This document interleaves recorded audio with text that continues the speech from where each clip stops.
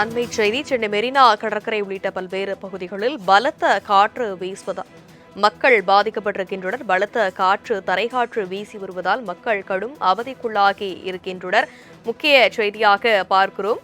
மெரினாவில் பலத்த புழுதி காற்று வீசுவதால் கடற்கரைகள் இருந்து பொதுமக்கள் வெளியேறி வருகின்றனர். அங்கு இருக்கக்கூடிய அந்த காட்சிகளை திரையில் பார்க்கிறோம்.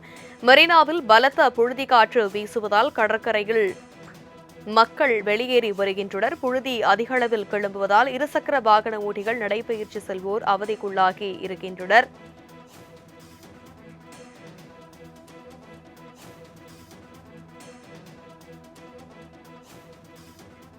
பலத்த தரைக்காற்று வீசுவதால் மக்கள் மிகுந்த அவதிக்குள்ளாகி இருக்கிறார்கள்.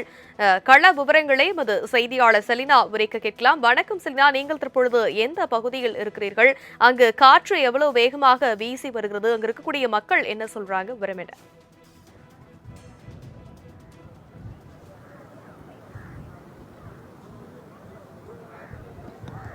சென்னையில் அதிகாலை முதலே தொடர்ச்சியாகவே வானம் மேகமூட்டத்துடனும் அதே போல காற்றின் வேகம் என்பது அதிகமாக இருந்தது.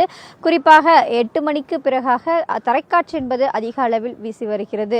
தரைக்காற்றை பொறுத்தவரையிலும் மணல் பரப்பில், அதாவது மெரினா கடற்கரை பொறுத்தவரையிலும் மணல் பரப்பில் இருக்கக்கூடிய மணல் அனைத்துமே புழுதி காற்றாக, மணல் அனைத்துமே சாலைக்கு வர அந்த காற்றின் மூலமாக அந்த மணல் என்பது பறந்து வருகிறது. இந்த நிலையில் மெரினா கடற்கரையில் இருந்த பொதுமக்களை இங்கிருக்கக்கூடிய காவல்துறையினர் மெரினா கடற்கரைக்கு வரக்கூடாது என்று அறிவுறுத்தல் என்பது விடுக்கப்பட்டிருந்தது. தொடர்ந்து இந்த காற்றின் வேகம் என்பது காலையில் சற்று அதிகமாக இருந்தது.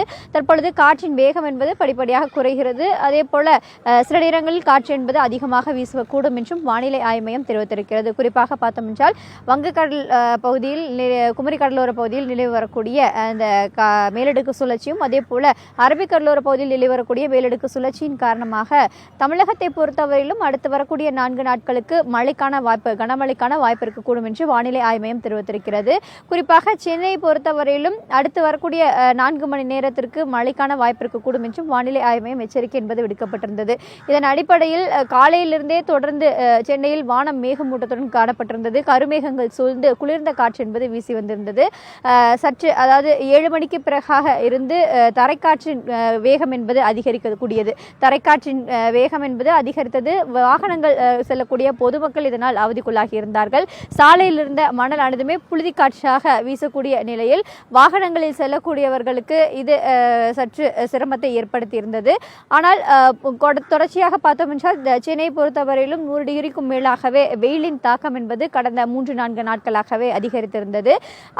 இந்த நிலையில் குளிர்ந்த காற்று வீசுவதால் பொதுமக்கள் சற்று மகிழ்ச்சியும் அடைந்திருந்தார்கள். ஆனால் மெரினா கடற்கரை பகுதியில் நடைபயிற்சி மேற்கொள்பவர்கள், அதே போல இன்று விடுமுறை நாள் என்பதால் பொதுமக்கள் அதிக அளவில் காலையிலேயே மெரினா கடற்கரைக்கு வந்திருந்த காட்சிகளையும் பார்த்திருந்தோம்.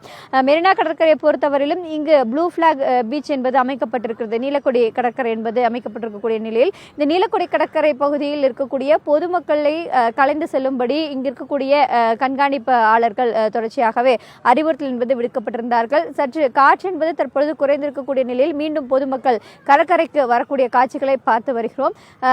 காற்று சற்று குறைகிறது, மீண்டும் அதிகரிக்கிறது. இது போன்ற நிலை தான் ஏற்பட்டிருக்கிறது. குறிப்பாக ஒடிசா பகுதியை பொறுத்தவரையிலும் அங்கு 2 நாட்களாகவே மழை என்பது அதிகமாக இருந்ததாகவும் அங்கிருந்த தரைக்காற்று என்பது தற்பொழுது ஆந்திரா கடற்கரை வழியாக சென்னை கடற்கரை பகுதிக்கு நெருங்க இருப்பதாக வானிலை ஆய்வாளர்கள் தெரிவிக்கிறார்கள். இதன் காரணமாக தான் சென்னையை பொறுத்தவரையிலும் தரைக்காற்று என்பது சற்று அதிகரிக்க கூடும் என்றும் வானிலை ஆய்வு மையம் தெரிவித்திருக்கிறது. தற்போது மேகக்கூட்டங்கள் களையக்கூடிய காட்சிகளையும் பார்த்து வருகிறோம். இன்னும் சற்று நேரத்தில் இந்த தரைக்காற்று என்பது முழுவதுமாகவே சென்னையிலிருந்து விலகி செல்வதற்கான வாய்ப்புகள் இருப்பதாகவும் கூறப்படுகிறது.